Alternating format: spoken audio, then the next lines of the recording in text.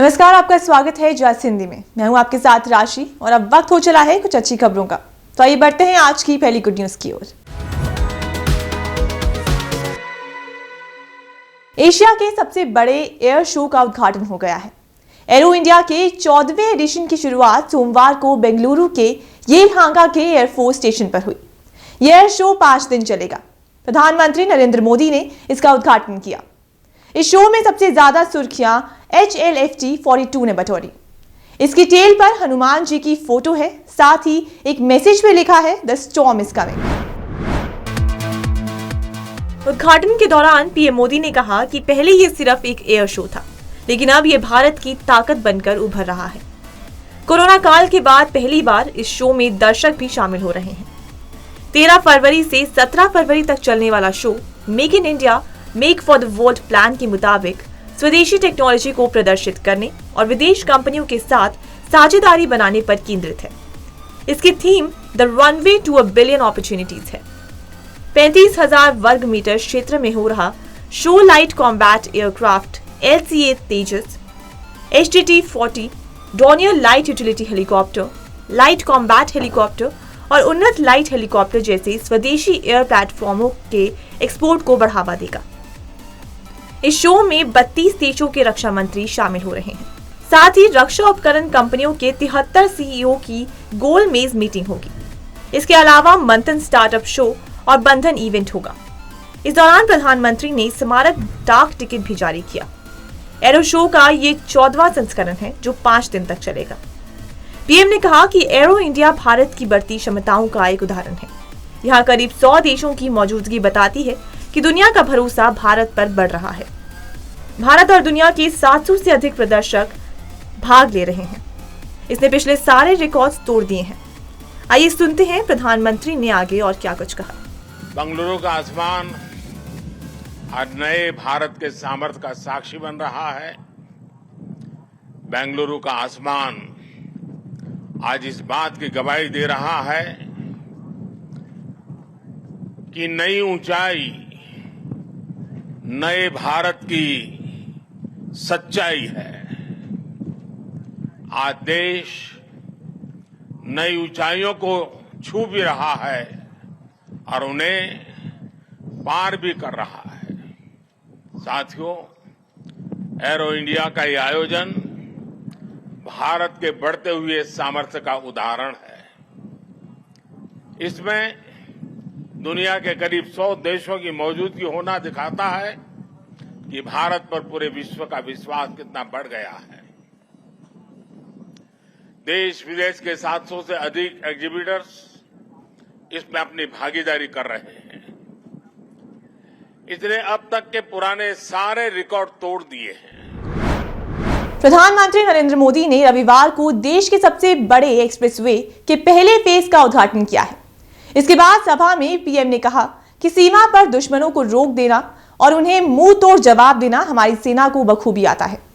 PM ने कहा कि केंद्र सरकार पिछले 9 साल से इस तरह के प्रोजेक्ट्स पर बड़ी रकम खर्च कर रही है। उन्होंने कहा कि इस हाईवे से जयपुर से दिल्ली जाने का टाइम आधा हो जाएगा। इस साल के बजट में सिर्फ इंफ्रास्ट्रक्चर के लिए 10 लाख करोड़ रुपए का प्रोविजन किया गया है। ये 2014 की तुलना में 5 गुना ज्यादा है।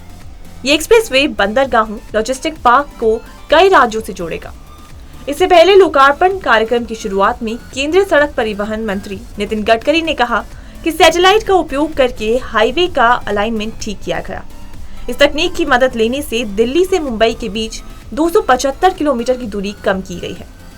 उन्होंने दावा किया है कि हम 2024 का साल खत्म होने से पहले भारत का सड़क इंफ्रास्ट्रक्चर अमेरिका के बराबर कर देंगे। गडकरी ने कहा कि जयपुर दिल्ली के बीच इलेक्ट्रिक केबल भी डाली जाएगी ताकि इस रूट पर इलेक्ट्रिक ट्रक और बसें चल सके। इसके लिए वैज्ञानिकों की मदद ली जा रही है। नितिन गडकरी ने प्रधानमंत्री नरेंद्र मोदी का साफा पहनकर स्वागत किया।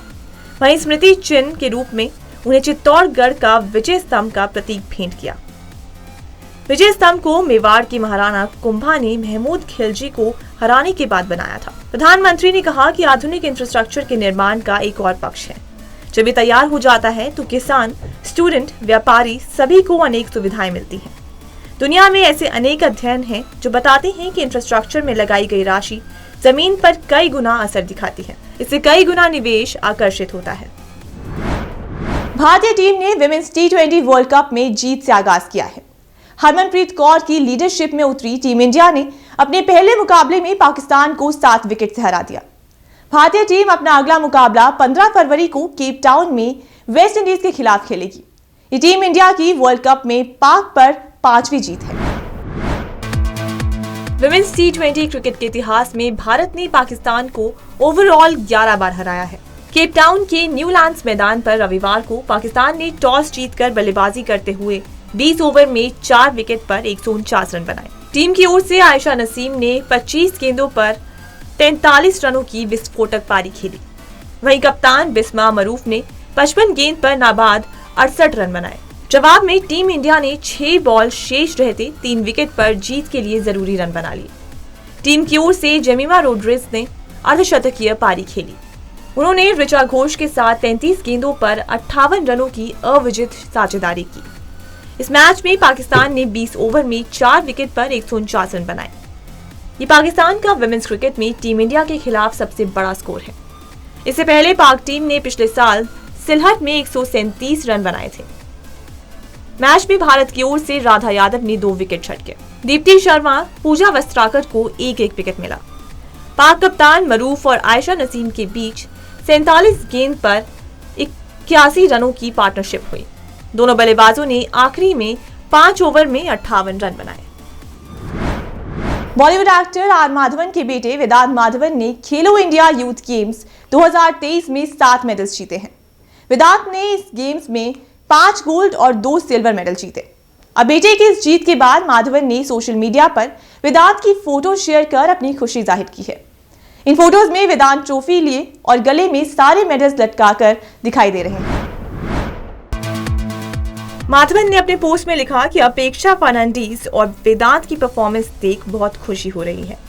मैं इस मौके पर शिवराज सिंह चौहान और अनुराग ठाकुर सहित अन्य लोगों को धन्यवाद देना चाहता हूं, जिन्होंने इसे शानदार तरीके से आयोजित किया। मुझे आज बहुत गर्व हो रहा है। माधवन ने दूसरे पोस्ट के जरिए बताया कि वेदांत ने भगवान की कृपा से 100 मीटर, 200 मीटर और 1500 मीटर में गोल्ड, 400 मीटर और 800 मीटर में सिल्वर पदक जीता है। वहीं माधवन ने तीसरे पोस्ट में खेलो इंडिया यूथ गेम्स में महाराष्ट्र टीम की तारीफ करते हुए लिखा कि महाराष्ट्र टीम को 2 ट्रॉफी जीतने के लिए बधाई। 1 ट्रॉफी स्विमिंग टीम ने और 2 ओवरऑल चैंपियनशिप ट्रॉफी खेलो इंडिया में जीत हासिल की है। माधवन चाहते थे कि वेदांत को सबसे बड़ी खेल प्रतियोगिता के लिए सबसे अच्छी सुविधाएं मिले। एक इंटरव्यू में इस बारे में बात करते हुए माधवन ने कहा था कि मुंबई में बड़े स्विमिंग पूल या तो कोविड के कारण बंद हैं या फिर वहां सुविधाएं नहीं हैं। इस वजह से हम वेदांत के साथ दुबई में हैं, जहां वो बड़े पूल में ट्रेनिंग लेता है। वो ओलंपिक के सपने को सच करने में जुटा है। उसकी इस कोशिश में सरिता और मैं हमेशा उसके साथ हैं। कश्मीर में प्राइवेट स्कूलों में करीब 32 साल बाद हिंदी को अलग भाषा के रूप में पढ़ाया जाएगा। जम्मू कश्मीर शिक्षा परिषद ने इसके लिए 8 सदस्यों वाली कमेटी बनाई है। कमेटी कश्मीर के 20 फरवरी तक 30,000 से ज्यादा प्राइवेट स्कूलों में पहली से 10वीं कक्षा तक हिंदी भाषा को पढ़ाने के लिए सिफारिशें सौंपेगी। जम्मू कश्मीर में 23,173 सरकारी स्कूल हैं। जम्मू रीजन में सरकारी और प्राइवेट स्कूलों में हिंदी भाषा पढ़ाई जाती है। ऐसे में जम्मू रीजन के बच्चे हिंदी को भाषा के रूप में पढ़ने का विकल्प चुनते हैं, जबकि कश्मीर में अभी हिंदी विषय को पढ़ाने की व्यवस्था नहीं है। इसकी बड़ी वजह घाटी के सरकारी और प्राइवेट स्कूलों में हिंदी शिक्षकों का ना होना है, क्योंकि 1990 के बाद से हिंदी पढ़ाने वाले कश्मीरी पंडित कश्मीर घाटी से पलायन कर गए थे। कश्मीर के स्कूलों में हिंदी पढ़ाने वाले शिक्षक ना होने की वजह से बच्चों ने हिंदी पढ़ना ही छोड़ दिया।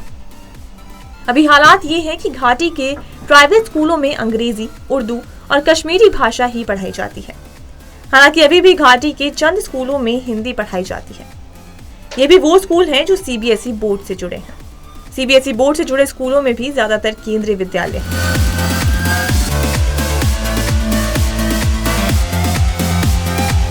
जानकारों के अनुसार घाटी में 1990 से पहले तक लगभग 70% से अधिक प्राइवेट स्कूलों में हिंदी भाषा पढ़ाई जाती थी। घाटी के प्राइवेट स्कूलों में हिंदी पढ़ाए जाने का कश्मीर भाजपा के प्रवक्ता अल्ताफ ठाकुर ने समर्थन किया है। मशहूर अमेरिकी पॉप सिंगर रिहाना एक बार फिर मां बनने वाली हैं।